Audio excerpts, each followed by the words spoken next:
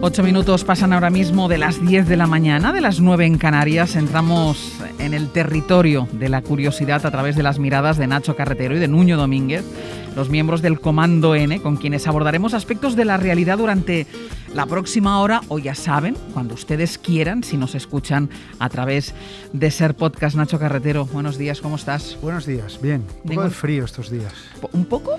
Sí, ¿no? Yo esta madrugada, he tenido la sensación que salía al Polo Norte cuando he atravesado el portal de mi casa. Yo no madrugo tanto, pero sí, un poco... Bueno, pero es lo que toca. Es lo que hay. En enero hace frío. ¿Alguna novedad con Fariña? ¿La han traducido pues hombre, me alegra que al suajili? ¿Al suajili? Porque justo nos acaban de llegar los ejemplares de Fariña en chino, están en la aduana. Es broma. No es broma, lo han traducido al chino y tenemos que ir a buscarlo. Sí, estoy muy contento porque ver Fariña en chino es algo muy exótico y que me hace mucha ilusión. De verdad. Sí. Te lo he preguntado pensando que No. O sea, Fariña en chino. Sí. Claro, estoy deseando que funcione en el mercado chino, imagínate. Vamos. Me retiro. Vamos. Oye, una cosa, el martes que viene trae un ejemplar, yo quiero verlo. Pues sí, si los tenemos esta semana lo traigo porque es muy curioso. Y también aprovecho, ya que abres esta puerta, que empezamos la gira teatral de Fariña en Galicia. Vale. Lo dejo dicho. Eso me pasa por preguntar. Claro. Nuño Domínguez, buenos días. Buenos días. En chino también va a ser la obra. ¿Qué gran tema de conocimiento nos vas a aportar hoy para que Nacho y yo aprendamos un poquitín más? Pues os voy a llevar a ver el mayor criadero de peces de la Tierra, que se ha descubierto hace pocos días. Pues de esto hablaremos dentro de unos minutos, pero antes voy a proponer un tema, porque la semana pasada hubo una discusión aquí en el equipo entre los miembros más jóvenes y los más veteranos, aunque quizá yo creo que no se trata, y yo los puse ese día, yo creo que no se trataba tanto de una discrepancia generacional, o no exclusivamente. Discutíamos si a los más jóvenes les exigimos saber cosas y conocer personas que no son de su época, que no son de su tiempo. Entonces la pregunta era, ¿no deberíamos los veteranos conocer de igual forma las cosas y las personalidades más recientes, aunque estén alejadas de nuestro entorno y de nuestra época? Y lo hacíamos, todo vino al caso a través de una figura reivindicada por el sector más adolescente, más millennial del equipo, una filósofa, una escritora que varios de los mayores no conocíamos o sobre cuya obra no habíamos ahondado. Por ejemplo, ¿conocéis a Lisa Elizabeth Duval, Nacho? Me suena mucho de redes sociales, pero no podría decirte... ¿Y tú? No me da tiempo a googlearlo. No, la verdad es que no. Claro, es que este era el tema. Era alguien que los más jóvenes del equipo se quedaban sorprendidos cuando los mayores decíamos, no sabemos de quién están hablando. Entonces ellos mismos dijeron, bueno, es alguien que se mueve mucho por las redes sociales. Claro, cuando dices el nombre me viene la imagen, pero no sabría decirte nada de su trabajo. Claro, y entonces ahí entramos en un debate sobre si era una cuestión generacional o una cuestión de que cada uno vive en su burbuja, con lo cual a través de las redes sociales sigue a determinadas personas, lee determinadas cosas, se encuentra con determinada gente. Más esto que el tema generacional. Nacho, ¿tú qué piensas? Pues pienso que son las dos cosas, que por oposición, y es un contraste, pero que hay las dos cosas. Yo creo que antes el famoso o el conocido era muy famoso, muy conocido por todo el mundo, pero porque los canales de comunicación eran muy escasos, casi había un monopolio, pues el que era famoso en la tele y todo el mundo veía el mismo canal de la televisión y no había mucha más alternativa. Yo creo que hoy los canales de comunicación son mucho más sesgados y selectos y que profundizan en la brecha. Entonces hoy un tipo que es muy, muy famoso, una tipa que es muy, muy, muy famosa, para gente de 16, 17, 18 años, puede ser un perfecto desconocido, ya no te digo para uno de 60, para uno de 30, claro. Lo cual eso antes era impensable. Pero de la misma manera, y aunque parezca una idea opuesta, me da la sensación de que hoy tenemos también que eso mismo nos da las herramientas para asomarnos a otras burbujas, que ahora es más fácil, pues que si ahora me dices un nombre, inmediatamente yo puedo interesarme ahora por Elizabeth Duval, empezar a leer sobre ella, empezar a seguirla y de repente echar un ancla en otra de esas burbujas. Entonces yo creo que hoy son más marcadas, pero que también está en nuestra mano acceder. Tienes más posibilidades de entrar en otras. ¿Y tú qué piensas? Sí, yo pienso lo mismo. Creo que hay una estratificación tanto de las redes sociales en sí. Hay redes sociales que son más para unas edades que para otras, como nosotros generacionalmente, pero luego también siempre hay esas personas que hacen como de puente, ¿no? Ese compañero, ese amigo, ese periodista que te dice, oye, ¿no te has enterado de quién es Elizabeth Duval? Tal. O sea, creo que también hay mucho de una generación mayor mirando a la joven a ver en qué están, ¿no? En qué nueva red social, en qué nuevo formato, y luego eso que dice Nacho, que es que ahora hay 1000 formatos. O sea, te puedes informar con un youtuber, te puedes informar con un periódico, sí. Hay mil formas y entonces pues como el tiempo 24 horas es limitado, pues nosotros, claro, tendemos a hacernos nuestra burbujita de para informarme esto, para... Claro, es que, por ejemplo, el otro día que hablábamos de Elisabeth Duval, ¿no? Nos planteábamos, hombre, alguien que está al frente de un programa como este, que lee mucho, que se informa mucho, ¿cómo es posible que yo no supiera de su existencia? Tendrías que utilizar tus herramientas o tu voluntad para informarte sobre Elisabeth Duval. Quiero decir, no te viene dada. O sea, uno pertenece a su burbuja, no elige asomarse a otras, pero inevitablemente uno pertenece de la misma manera que probablemente lo que estamos hablando ahora, pues un chico pues, de un barrio humilde, de 15 años de Villaverde, pues no le interesa un carajo. Ya. Entonces yo creo que también viene dado a qué tipo de burbuja perteneces y si te asomas a otras es algo que tienes que elegir tú. ¿Tú eres capaz de definir la tuya? Pues, hombre, diría que es una burbuja más bien urbana, más bien cercana a la actualidad, no a toda la actualidad, cercana a la cultura, lo cual no significa culta, sino con cierta inquietud cultural.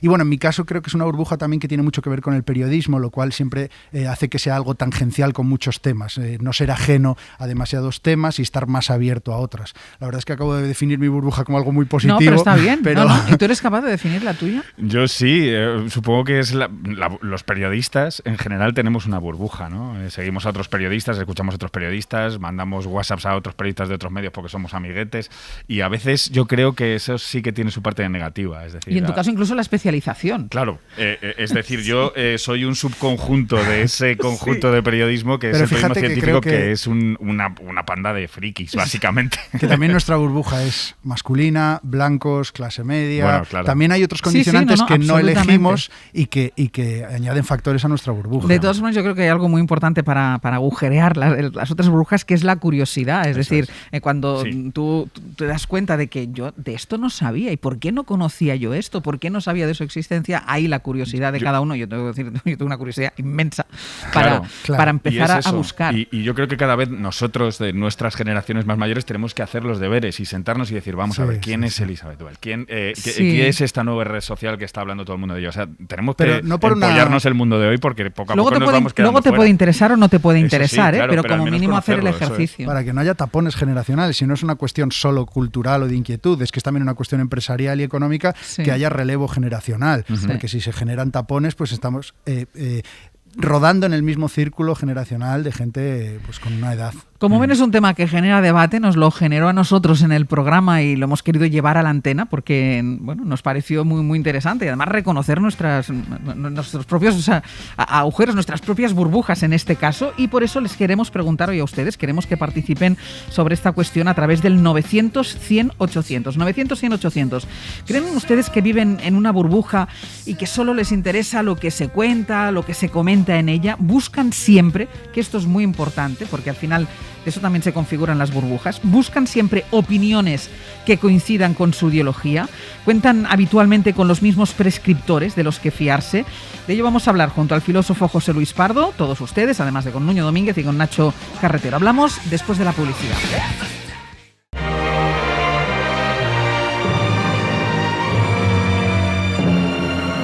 En la cadena SER, Hoy por Hoy.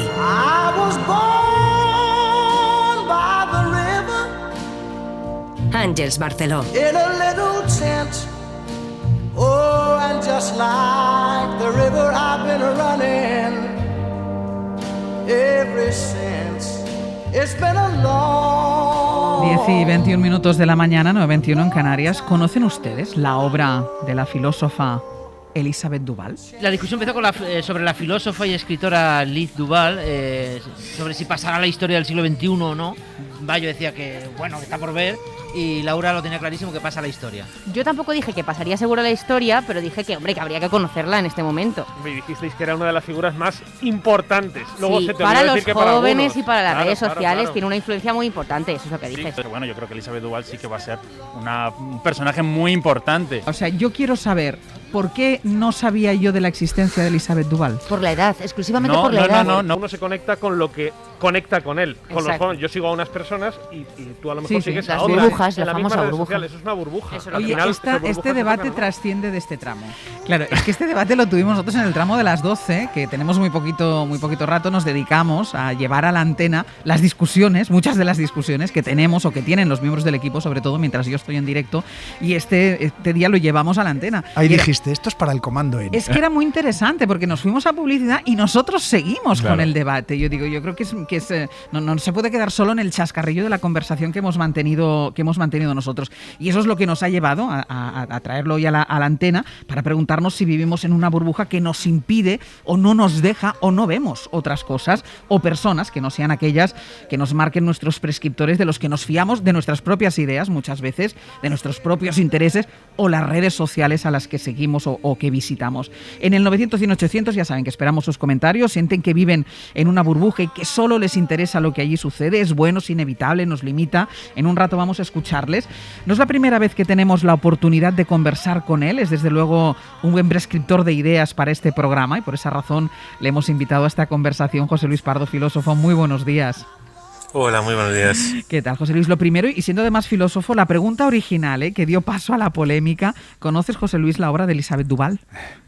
Sí, vamos, sé quién es Elisabeth Duval y conozco algunas de sus cosas, pero digamos eso también es por motivos profesionales casi, ¿no? Porque quiero decir que está cerca de los asuntos en los que yo me muevo, ¿no? Pero vamos, por otra parte es una persona muy joven. El que sea muy joven no quiere decir que solo la tengan que conocer los jóvenes, pero quiero decir que, bueno, es una carrera que está empezando, ¿no? Claro, la O sea, primera... que tampoco me parece muy grave que alguien no la conozca. Gracias, eso me reconforta. Todos más tranquilos. Claro, el primer debate que surgió cuando teníamos esta conversación, José Luis, era si era un tema generacional o si era un tema de burbujas, o las dos cosas. Yo creo que es un tema de burbujas, sobre todo más que generacional, porque, vamos a ver, no se trata de que cada uno viva en una burbuja, porque cada uno vive, sobre todo por motivos profesionales, pues en fin, está uno encerrado en una dinámica de la que solo te sacan pues algunos acontecimientos que te llevan a otro sitio, pero yo por lo menos en la generación a la que pertenezco estaba acostumbrado a que había algo así como un ágora, un lugar central de la información en donde, digamos, se encontraba eso que se llamaba antes el público en general, o el gran público, ¿no? Sí. Y que de alguna manera, aunque cada uno estuviera profesionalmente o sentimentalmente, o como fuera, metido en una burbuja, siempre se podía acudir, digamos, a la plaza pública a enterarse un poco de cuál era la corriente de opinión y cuáles eran las cosas de las que se hablaba, ¿no? Y yo tengo la sensación de que cada vez más ese ágora se ha fragmentado en pequeños nichos de los cuales es muy difícil a veces estar al corriente de todos ellos, porque además muchas veces son hostiles unos a otros. ¿Por qué crees que ha pasado esto? ¿Porque nos hemos metido en la burbuja de las coincidencias o porque no se puede abarcar todo y al final tienes que reducir el espectro? Bueno, yo creo que en general habría que enmarcarlo en un síntoma muy importante de nuestra época, que es un poco la crisis del espacio público y la crisis de lo público en general, ¿no? Pero evidentemente la responsabilidad de que esto haya pasado viene de las dos partes. Por una parte, digamos, los medios de comunicación o las plataformas generalistas seguramente se dejaban fuera cosas y por lo tanto había mucha gente que se sentía excluida y se sentía llamada, digamos, a configurar otras formas de hacer correr la opinión. Y por otra parte, pues digamos, también hay una especie de rivalidad, digamos, para competir con esas grandes plataformas y sustituirlas o relevarlas, ¿no? Uh-huh. ¿Y esto acaba con nuestro pensamiento crítico? Hombre, digamos eso, el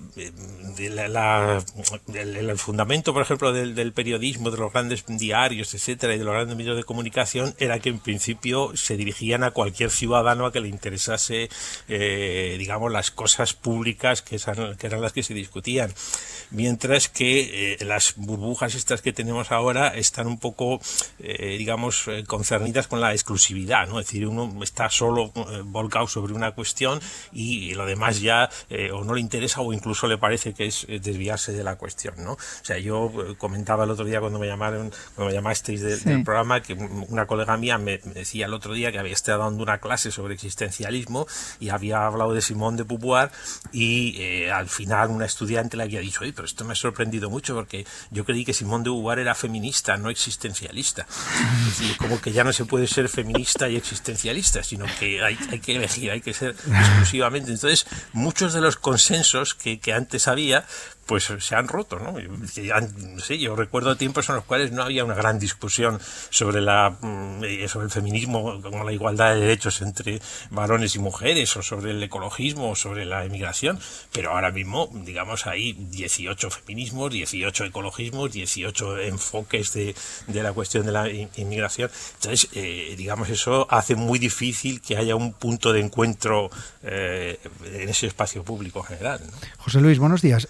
¿Crees que esta proliferación de canales de comunicación, que a lo mejor marca más pues distintas burbujas, más numerosas y más separadas, también nos da la oportunidad de acceder a otros campos, a otras burbujas de conocimiento, de inquietud cultural, de una manera más fácil que la que teníamos antes? Pues antes era mucho más difícil, si eras ajeno a un tipo de corriente de pensamiento, de inquietud cultural, pues acceder a ella, y ahora está mucho más en nuestra mano. ¿Estás de acuerdo con esta lectura? ¿Crees que ahora tiene esa parte negativa de que las burbujas son más marcadas, pero la positiva de que podemos asomarnos a las otras con relativa facilidad? Yo creo que en general es verdad que digamos, la situación de la red telemática nos da un acceso generalizado a muchísimas cosas que antes eran imposibles de acceder y por lo tanto nos permite conocer muchas cosas, pero tampoco hay que, digamos, hacerse la ilusión de que por el hecho de que haciendo un clic puedas ver lo que pasa, lo que está pasando en Tegucigalpa, vas a tener, digamos, el background suficiente para saber de verdad cómo enterarte de lo que está pasando en Tegucigalpa. Y no puede ver una cosa en directo y no enterarse absolutamente de nada de lo que pasa, aunque lo haya visto, ¿no? Entonces, es verdad que ahora mismo puedes acceder, yo que sé, a una partitura que antes tenías que viajar miles de kilómetros para hacerte con la partitura y ahora en un clic la tienes, pero claro, si no sabes música, eso no te sirve de nada, ¿no? Quiero decir que el problema de estas burbujas en las que todos nos estamos un poco acomodando ahora es que muchas veces, más que perseguir el conocimiento, lo que persiguen es eso, es un poco la exclusividad. Son redes, no nos olvidemos, de seguidores, de amigos y de enemigos, por lo tanto, ¿no? Y como decía Rafael Sánchez Ferlosio, en la guerra hay esto de los amigos y enemigos, pero en esto hay más bien amiguetes y enemiguetes. Que conste que no enterarse o no saber de algo no es óbice para no opinar, ¿eh? Eso está bastante claro. Vamos. Regla número 1 del tertuliano. No, yo quería preguntarte si tú crees que tenemos una tendencia también biológica a esto, es decir, a generar estereotipos, a quedarnos con el mensaje que refuerza nuestras opiniones, o sea que tenemos que ir un poco en contra de nuestro propio cerebro, de cómo funciona, para intentar romper esas burbujas, ¿no? Sí, eso desde luego. Quiero decir que todo eso que ahora se llaman todo tipo de sesgos, como comprenderemos todos, pues no tiene nada de nuevo, ¿no? Claro. Eso es lo que se ha llamado toda la vida prejuicios, ¿no? Uh-huh. Y, en fin, siempre hemos supuesto que lo que se entendía por educación ilustrada era ese camino por el cual uno abandona sus prejuicios, no en el sentido de que uno deje de querer a su familia o que deje de cantar las canciones que se cantan en su pueblo, sino en el sentido de que uno descubre que hay otro tipo de espacio en donde, digamos, no se le mide a uno por su apellido, sino que uno es un ciudadano como todos los demás, ¿no? Y que ese espacio es también donde están las leyes de las matemáticas o los acontecimientos históricos, ¿no? Uh-huh. Y yo antes hablaba con Nacho y con Nuño, les decía, ¿no?, que para mí la importancia de no perder nunca la curiosidad, ¿no? De seguir siendo muy curioso, José Luis. Sí, seguir siendo muy curioso y sobre todo también es muy importante, digamos, la confianza que uno tiene en los sitios a donde va a informarse, ¿no? Porque quiero decir que en fin, siempre los medios de comunicación han estado amenazados, bueno, y no solo ellos, ¿no? Pero, en fin, por los intentos de manipulación política, económica, etcétera. Pero claro, para que se pueda manipular un medio, tiene que suceder que el público que acude a ese medio crea en él, confíe en él, piense que le va a decir la verdad, porque si no, tampoco se puede manipular, tampoco puedes engañar a alguien si no se va a creer que le estás diciendo la verdad, ¿no? Entonces, si estas burbujas se convierten en una especie de hojas parroquiales, con todos mis respetos a las hojas parroquiales, o de pravdas, ¿no? Donde siempre hay el mismo, se machaca siempre el mismo mensaje ideológico, pues claro, digamos, el público que no se sienta reconocido ahí va a dejar de acudir a Pero ello. yo tengo la sensación que cada vez tendemos más a eso, ¿no? Sí, es la impresión que da, pero y además, es decir, es que no quiero tampoco dar la sensación de que me posiciono contra ese tipo de redes sociales, sino que también la gente que se siente atacada por esas burbujas también tiende a cerrarse en una burbuja y dedicarse todo el rato a su autodefensa y a meterse con los otros y tal, ¿no? Entonces, quiero decir que evidentemente yo ya digo que creo que es la crisis de lo público en general la que hay que ver en el horizonte de todos estos fenómenos. Que volvamos al concepto que decía Sánchez de pensamiento crítico, y no solo en redes, en la escuela, en el colegio, fomentar el pensamiento crítico, que no sé en qué punto está a día de hoy. Y fomentar el pensar, que de eso sabe mucho la filosofía, ¿no, José Luis?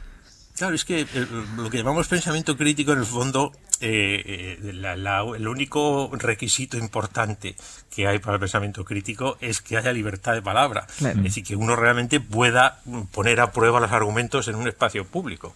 En el momento en el que uno se sienta, digamos, cohibido porque piense, si digo esto, entonces me van a decir que tal, no sé qué, etcétera, claro, la posibilidad de examinar públicamente los argumentos decrece. Pues José Luis Pardo, muchísimas gracias como siempre por habernos atendido, por habernos ayudado. Gracias a vosotros. Hasta luego. Vamos a escuchar a los oyentes, si son conscientes de que tienen una burbuja, si saben que viven en su burbuja y cuál es su burbuja. Celia, desde Madrid, muy buenos días. Hola, buenos días, Ángel. ¿Tú qué opinas? ¿Tú tienes burbuja? Yo tengo burbuja como todo el mundo, pero tengo un afán constante por salir de ella en cuanto puedo. ¿Cómo te das cuenta? ¿Cómo eres consciente de que tú tienes una burbuja y de que hay otras burbujas?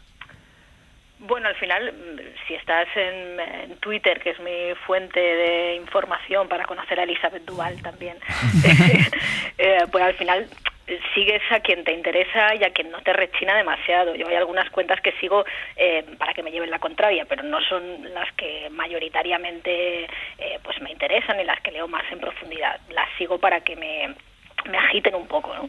Pero en general, bueno, pues igual vivo en un ambiente urbano, en un barrio agradable, el cole de mis hijos pues tiene la burbuja que tiene, y yo lo que hago para romperla es subirme a un BlaBlaCar. Entonces, lo que mejor me funciona, la verdad.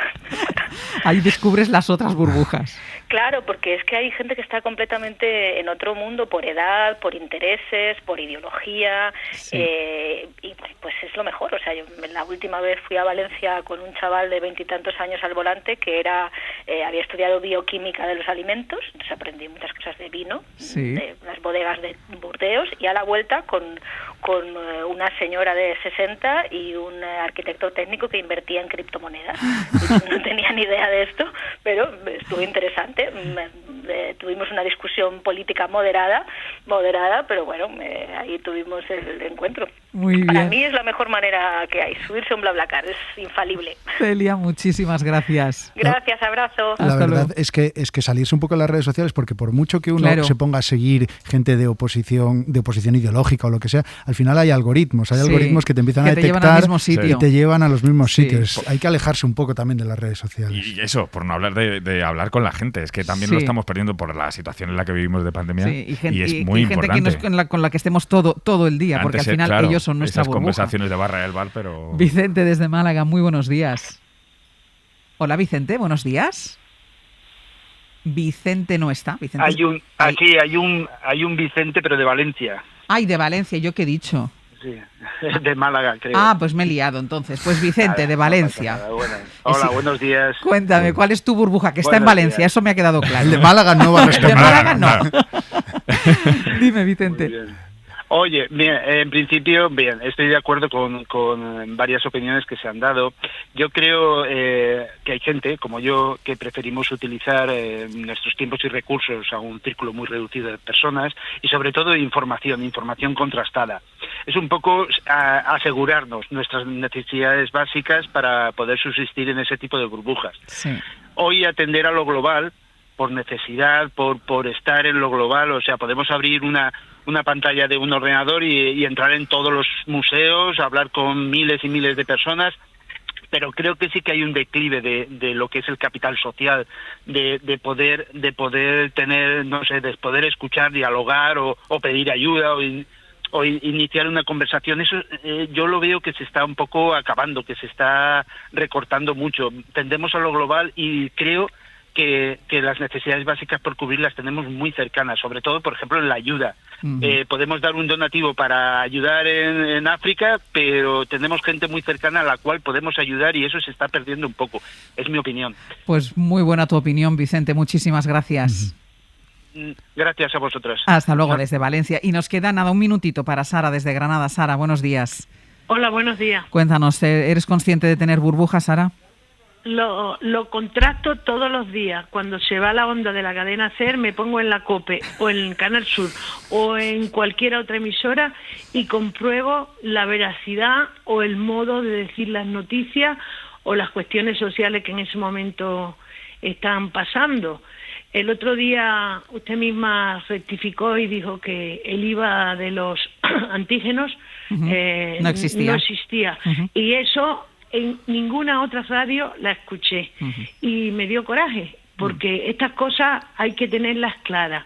La cadena SER es la cadena SER y las demás son las demás y cada uno elegimos lo que creemos, no por nuestra burbuja, sino porque podemos contrastar con otras radios o en la tele misma, pon First Day para ver qué pasa con la gente joven y luego te pone esto es filosofía y ahí está el abismo. Pues entre una cadena y otra. Muchísimas gracias, Sara. Y lo importante, uno puede ser oyente de una emisora, lector de un periódico o espectador de una televisión, pero lo importante que es de vez en cuando visitar también a los otros y salir de esa burbuja. Interesante debate, ¿no? Sí. Muy interesante. Venga, pues pausa y peces. Pececitos. Venga, pausa y peces.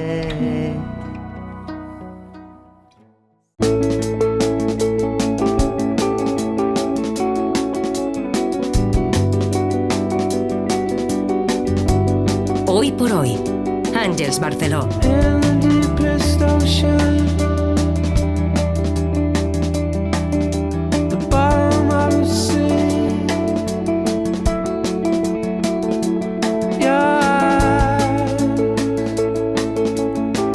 10:43 minutos de la mañana, 9:43 en Canarias. El Comando N se adentra en el tiempo dedicado a nuestro planeta. Nuño Domínguez y Nacho Carretero, atentos, porque hoy además vamos a bucear. Se ha descubierto el mayor banco de peces de la Tierra. Está en la Antártida, cerca de la plataforma de hielo de Filsner, en el sur del mar de Weddell. Es una extensión de 240 kilómetros cuadrados y en ella ya está 60 millones de peces. O sea que nos vamos a ir, ojalá pudiéramos ir hacia allí físicamente, nos lo vamos a imaginar, Nuño. ¿Qué supone encontrar ese banco de peces? Hay que imaginárselo. A mí me sorprendió mucho esta noticia por el hecho de que creo que pensamos todos que la Antártida es un sitio muy frío, con poca vida. Ahí no vive nadie. ¿No? Eso es, ahí no vive nadie menos los científicos y algunos militares, ¿no? Entonces, el hecho de descubrir este criadero de peces enorme, que además visualmente es muy interesante porque estos peces hacen como pequeños cráteres o montecitos de arena y es ahí donde se ve al macho guardando los huevos de los peces que van a nacer, ¿no?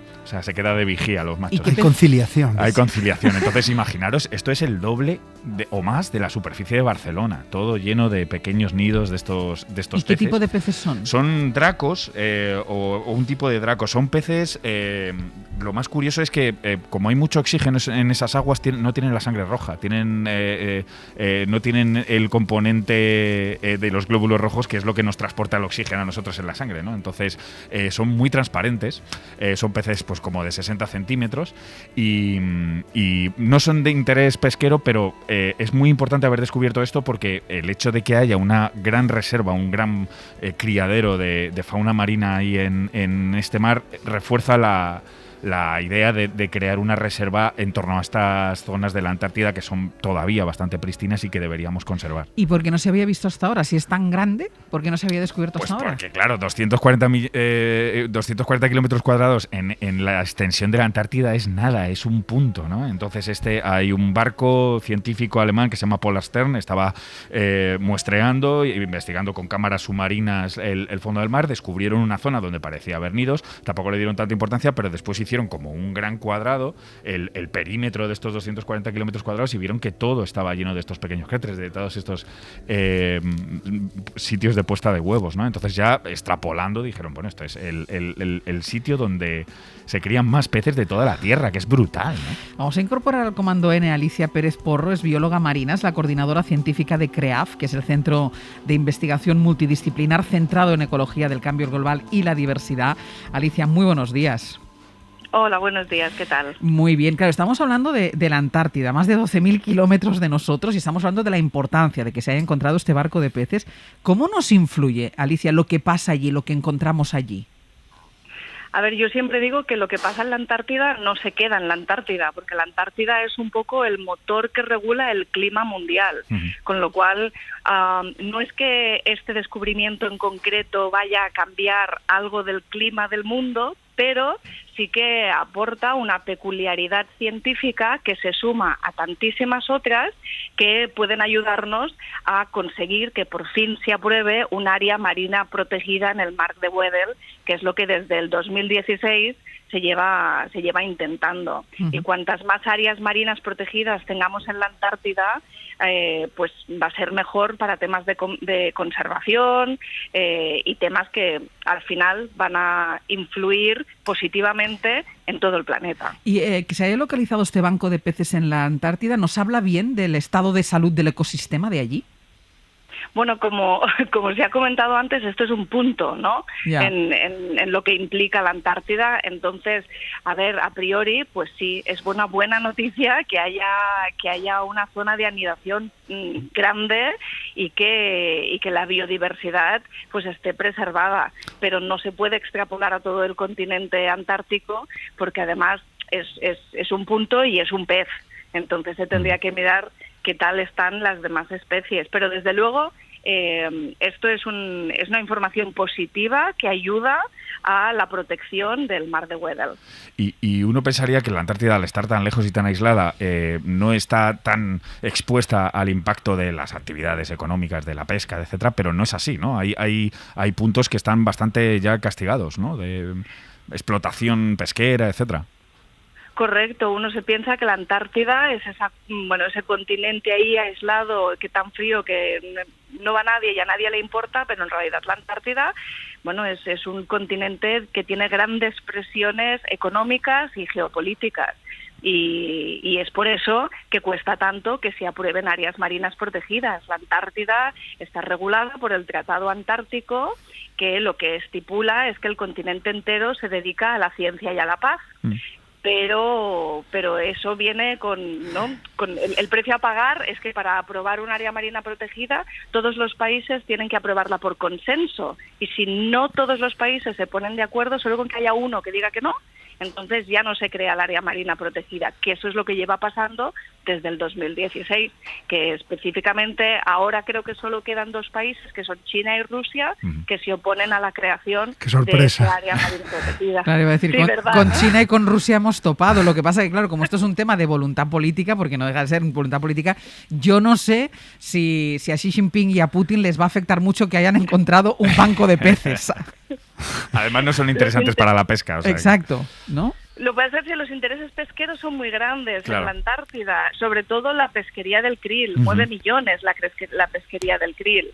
Y claro, si se crea un área marina protegida, depende del nivel al que se proteja ese área, pues entonces se crearán unas cuotas o directamente se prohibirá la pesca, ¿no?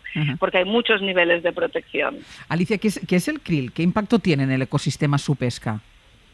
Uy, el krill es la punta del iceberg, nunca mejor dicho, de toda la biodiversidad antártica, porque muchos animales dependen del krill y el krill a su vez depende del hielo, con lo cual si no hay hielo no hay krill, si no hay krill pues vas tirando para abajo, ¿no?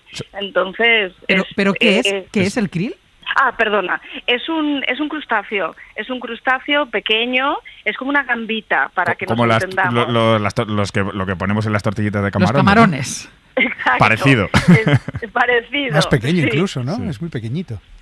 Sí, bueno, no es tan pequeño, pero no es microscópico. Pero bueno, que es para que nos entendamos, es una pequeña gambita y forma parte del plancton, es así rojizo y es una parte esencial de la biodiversidad, principalmente marina, antártica. ¿Y por qué se pesca? ¿Qué uso se le da? Pues muchos de estos complementos alimenticios que puedes encontrar en el supermercado o en las farmacias, que llevan lo que se llama aceite de pescado, ¿no? Sí. Pues llevan krill. Y se considera que el aceite que se saca del krill es de muy alta calidad, con lo cual pues se puede vender a más precio y hay mucho interés. Y luego creo que además se usa mucho para dar de comer a los peces de criaderos artificiales, de piscifactorías, ¿no? O sea, que estamos sacando de allí el alimento de muchos animales salvajes para dárselo a los peces que luego nos Y estábamos diciendo que cierra el círculo. Sí, que exacto. Al final nos comemos el krill que estaba en el estómago de los peces que se crían en piscifactoría. Y estábamos diciendo también, Alicia, que nos imaginamos la Antártida, ¿no? Como un lugar donde no hay nadie, solo 4 científicos. ¿Hay turismo? ¿Tiene impacto ecológico el turismo que hay en la Antártida? Hay turismo y tiene impacto ecológico el turismo, evidentemente. Lo que pasa es que es un arma de doble filo también, ¿no? Porque por otro lado, la gente que visita la Antártida, y en esto yo me sumo porque yo he estado, la Antártida te atrapa por dentro y no te deja. Y entonces mucha de la gente se convierten en embajadores de la Antártida, porque pensar que en la Antártida, como hemos dicho, no hay ciudadanos. ¿Quién es la voz de la Antártida? ¿Quién la defiende? Pues al final...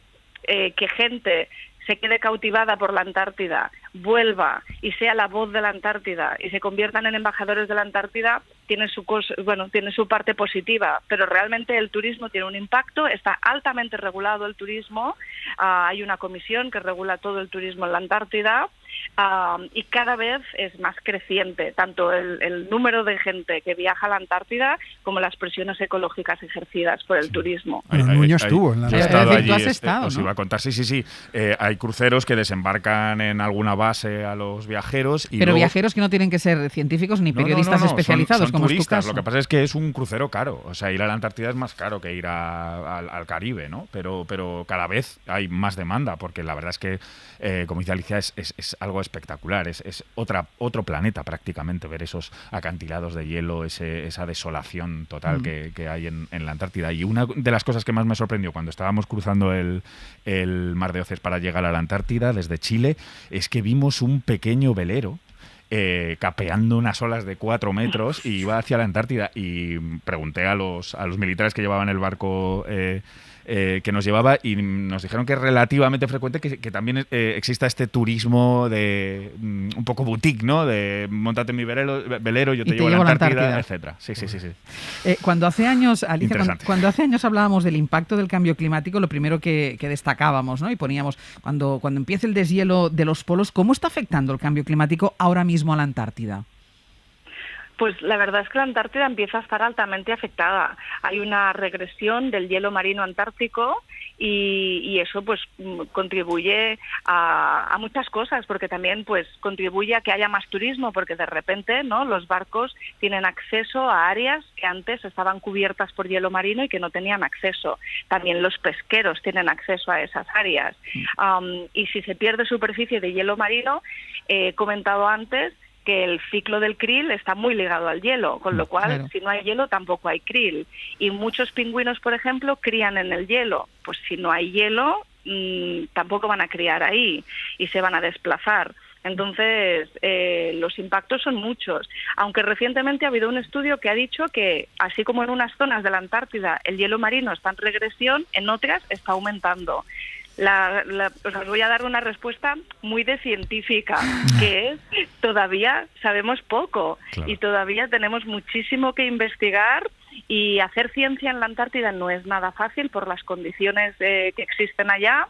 Requiere una apuesta de dinero muy grande por parte de todos los países que pueden hacer ciencia allá y se necesita mucha ciencia antártica para poder dar respuesta a los millones de preguntas que tenemos todos. ¿La pandemia ha afectado mucho a las posibilidades de hacer ciencia allí en la Antártida? La pandemia ha causado que muchas expediciones antárticas se cancelasen. Y porque os lo podéis imaginar, ¿no? Solo con que de repente, de hecho conozco el caso de una amiga australiana que iba a salir en una semana y que se ha cancelado porque una persona de la expedición dio positivo, con lo cual pues han tenido que cancelar todo el viaje con lo que supone también no solo logísticamente sino pérdida de dinero. Claro. Imaginaros Están en Australia una últimamente contentos, ¿eh? Se les pasa todo. Y hay una cosa, ¿tú estás optimista para que la península antártica se declare área marina protegida? ¿Crees que llegará a pasar?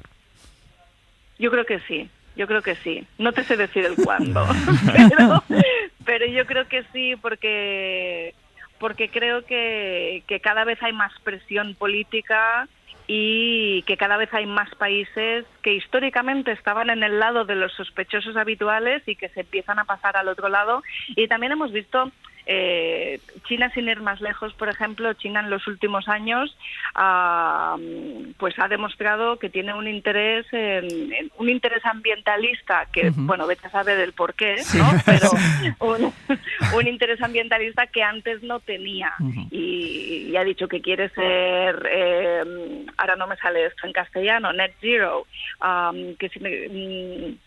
alcanzar emisiones neutras para 2060, una serie de cosas que si te lo llegan a decir hace 10 años no te lo hubieses creído de China, con lo cual todo puede ser, ¿no? Bueno, pues vamos a ser optimistas. Alicia Pérez Porro, ha sido un gusto muy interesante la charla contigo, muchísimas gracias. Muchas gracias a vosotros. Alicia, hasta luego. Muy bien, el tema de los peces. Me ha gustado mucho. Nacho Nuño, hasta la semana que viene. Nos lo hemos ganado. Venga, os lo habéis ganado. Yo también, ¿eh? Venga. Hasta la semana que viene.